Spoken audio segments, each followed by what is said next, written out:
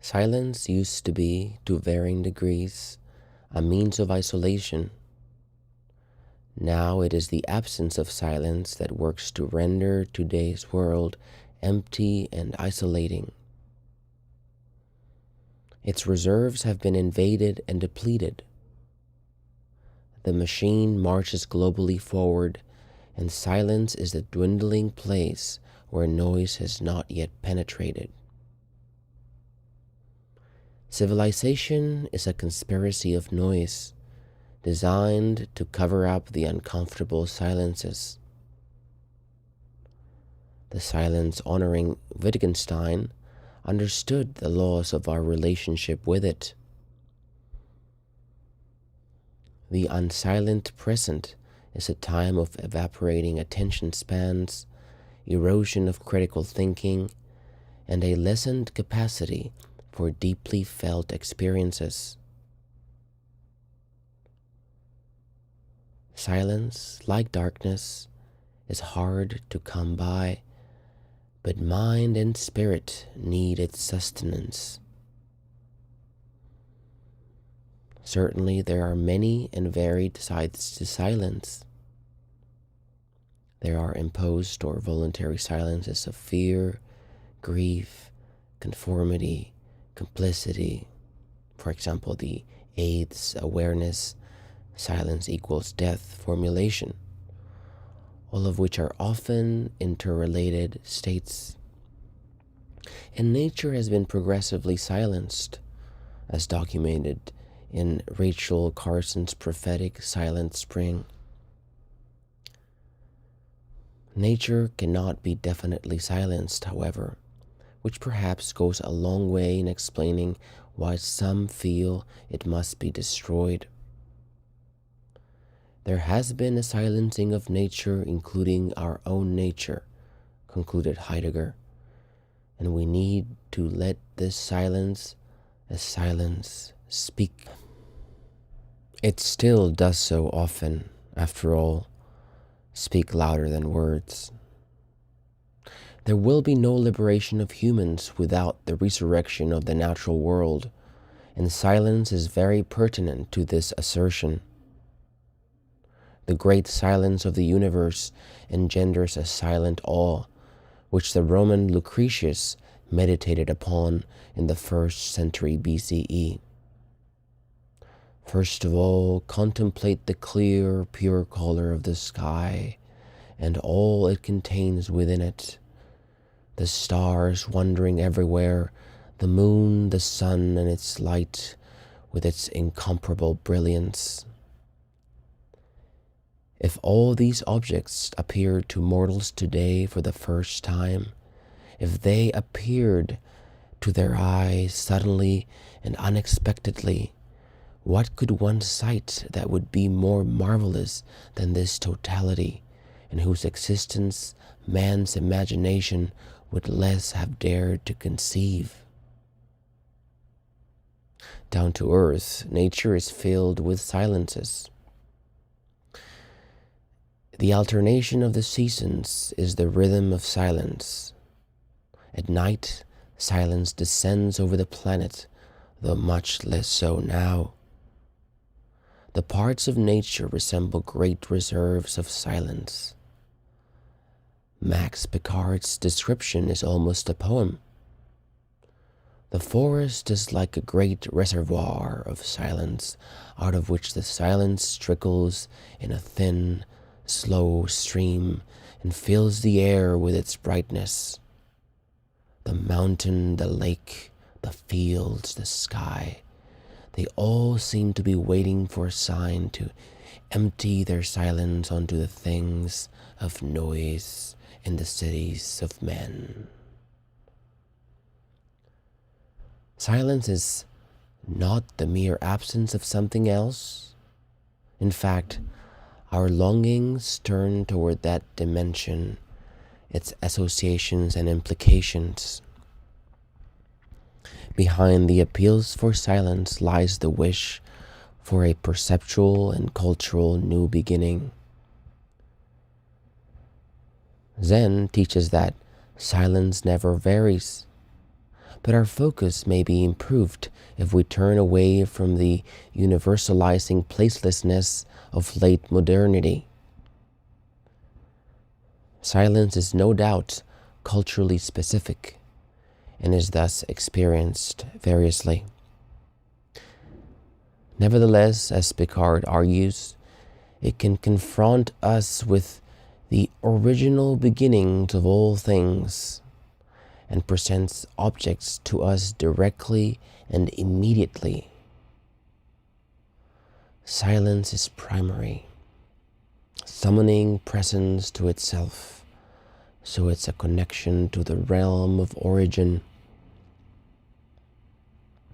In the industrially based technosphere, the machine has almost succeeded in banishing quietude.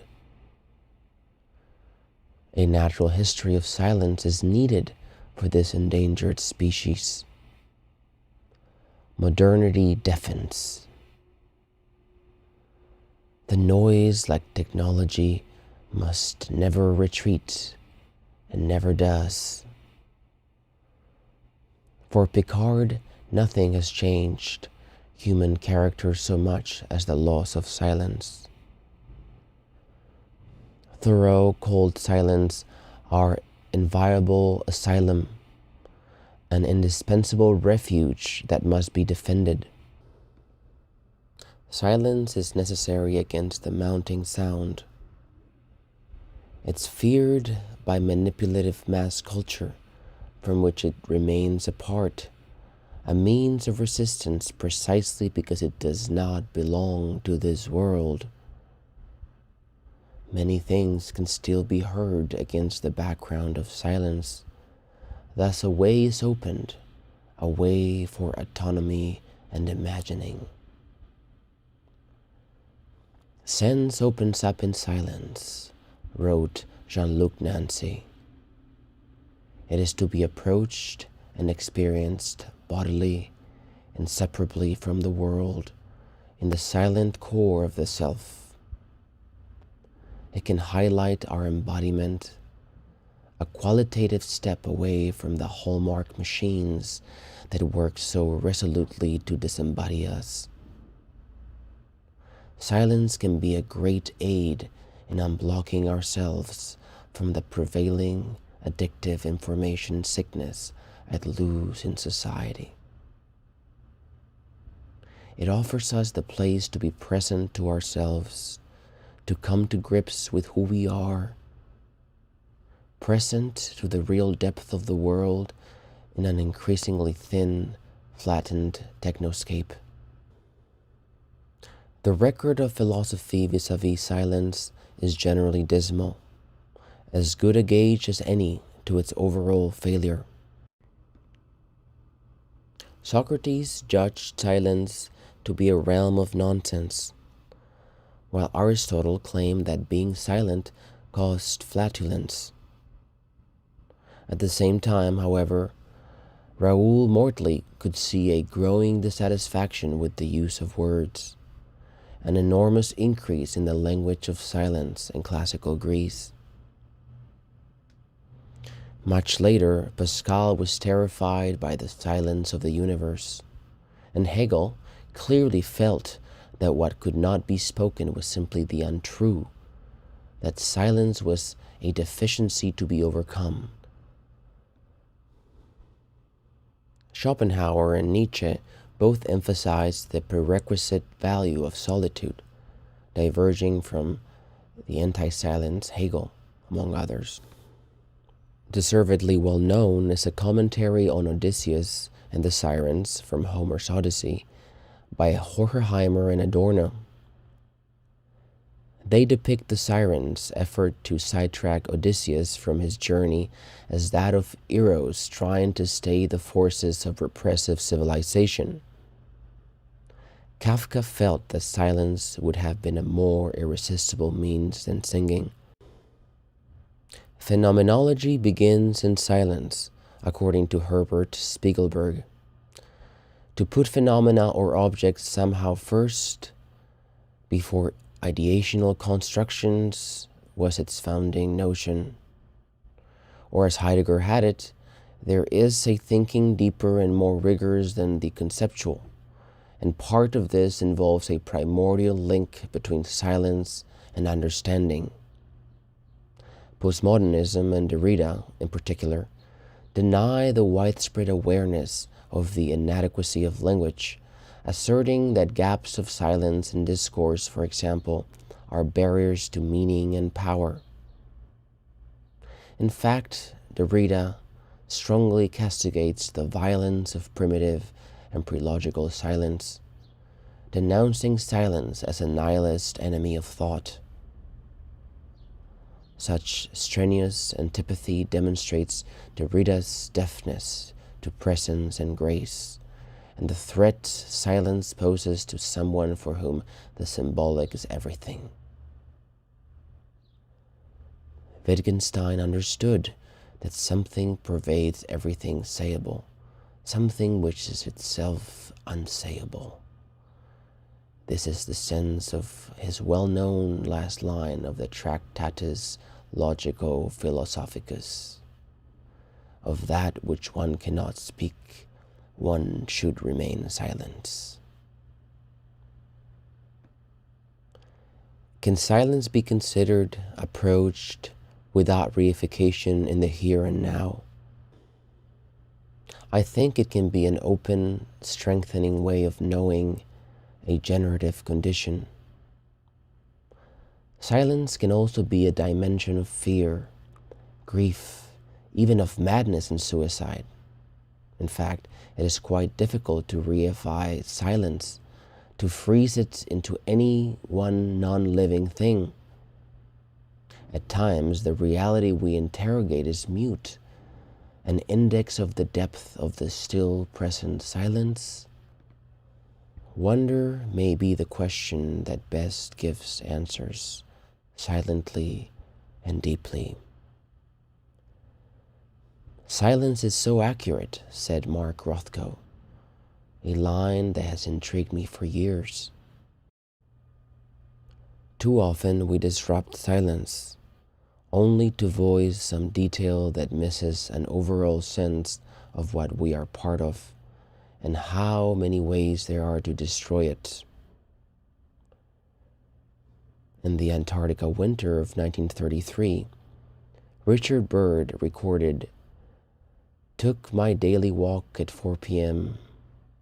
I paused to listen to the silence. The day was dying, the night being born, but with great peace. Here were imponderable processes and forces of the cosmos, harmonious and soundless."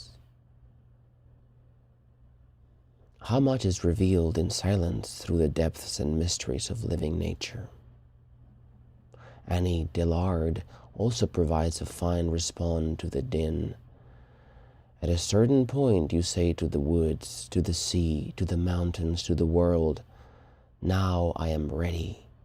Now I will stop and be wholly attentive." You empty yourself and wait, listening. It is not only the natural world that is accessible via silence.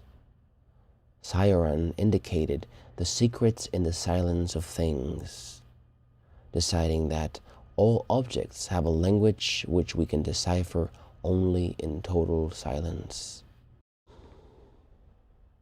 David Michael Levine's The Body's Recollection of Being counsels us to learn to think through the body. We should listen in silence to our bodily felt experience.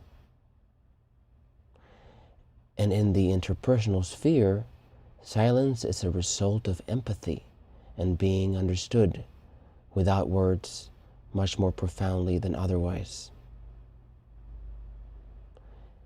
Native Americans seem to have always placed great value on silence and direct experience. And in indigenous cultures in general, silence denotes respect and self-effacement. It is at the core of the vision quest, the solitary period of fasting and closeness to the earth to discover one's life path and purpose. Inuit Norman Hallandy assigns more insight to the silent state of awareness called Inuinquitch than to dreaming. Native healers very often stress silence as an aid to serenity and hope, while stillness is required for success in the hunt. These needs for attentiveness and quiet may well have been key sources of indigenous appreciation of silence. Silence reaches back to presence and original community before the symbolic compromised both silence and presence. It predates what Levinas called the unity of representation that always works to silence the silence and replace it with the homelessness of symbolic structures. The Latin root for silence, silere, to say nothing, is related to sinere, to allow to be in a place. We are drawn to those places where language falls most often and most crucially silent.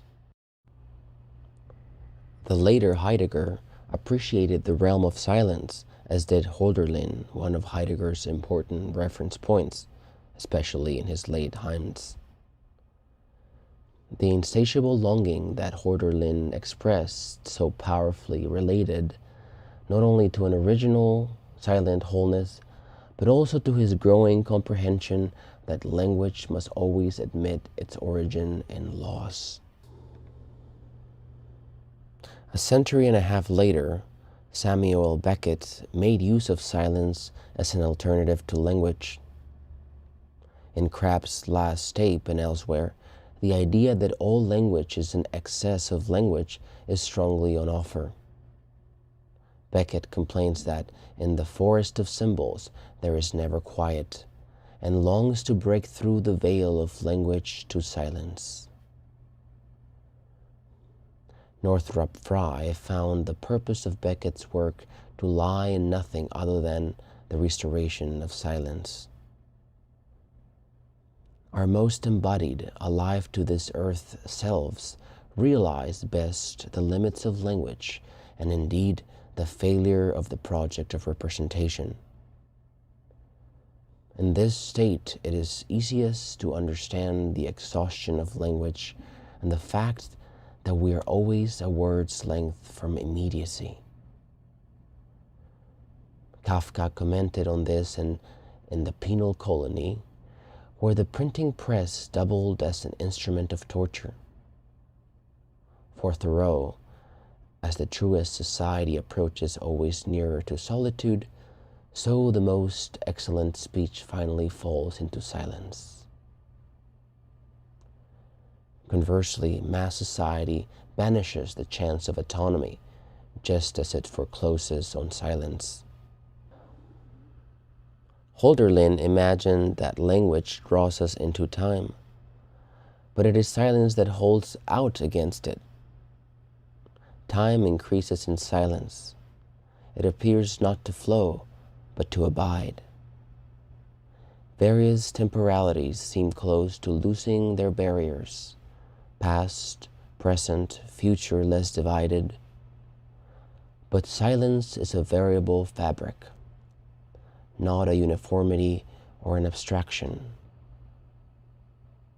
Its quality is never far from its context, just as it is the field of the non-mediated. Unlike time, which has for so long been a measure of estrangement, silence cannot be specialized or converted into a medium of exchange. This is why it can be a refuge from time's incessancy. Gurnemanz, near the opening of Wagner's Parsifal, sings, "Here time becomes space." Silence avoids this primary dynamic of domination. So here we are, with the machine engulfing us in its various assaults on silence and so much else, intruding deeply. The note North Americans spontaneously hum or sing is "Be natural," which is the corresponding note of our 60 cycles per second alternating current electricity. In Europe, G sharp is naturally sung, matching that continent's 50 cycles per second AC electricity. In the globalizing, homogenizing noise zone, we may soon be further harmonized. Picoayer refers to my growing sense of a world that's singing the same song in 100 accents all at once. We need a refusal of the roar of standardization, its information noise and harried surface so-called communication modes. A no to the unrelenting, colonizing penetrability of non-silence, pushing into every non-place. The rising racket measures, by decibel upticks and its polluting reach, the degrading mass world, Don DeLillo's white noise.